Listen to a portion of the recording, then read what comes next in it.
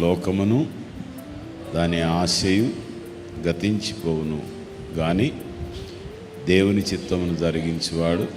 మీకు లూకాసు వార్త 15వ అధ్యాయంలో ఉన్న ప్రాడిగల్ సన్, తప్పిపోయిన కుమారుడు, అది చదివారా? తండ్రికి విరోధంగా వెళ్ళిపోయాడు. తర్వాత అతనికి తెలిసింది, తండ్రికి విరోధంగా నేనేం చేస్తాను, ఆయన దగ్గర కూలివారి ఇంటి దగ్గర దొరికినట్టు దొరుకుతుంది కదా అని వచ్చాడు.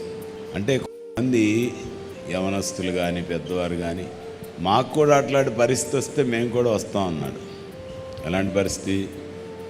పందులు మేపుకునే పరిస్థితి వస్తే, పందులు కూడా మేపడానికి ఉద్యోగం ఇవ్వకపోతే అప్పుడే వస్తాను అనేవాళ్ళు కొంతమంది ఉన్నారు కదా.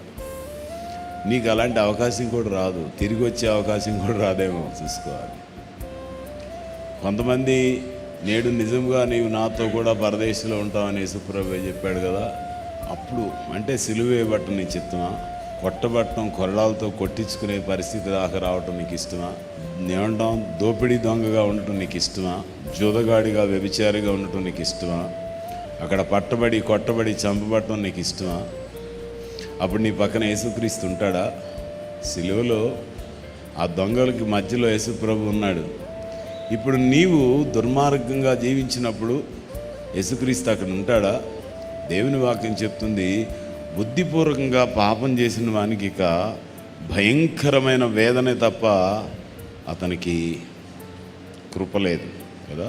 హెబ్రీయులకు రాసిన పత్రిక 10వ అధ్యాయం 27వ వచనం. హెబ్రీయులకు రాసిన, మనము సత్యమును గూర్చి అనుభవ జ్ఞానం పొందిన తర్వాత బుద్ధిపూర్వకముగా పాపము చేసిన ఎడల పాపములకు బలీకను ఉండదు, కానీ న్యాయపు తీర్పునకు భయముతో ఎదురుచూచుటయు విరోధులను దహించబోవు తీక్షణమైన అగ్నికి ఉండును. అంటే నీవు దేవునికి విరోధంగా పాపం చేస్తున్నావు, కావాలని దేవునికి విరోధంగా వెళ్తున్నావా?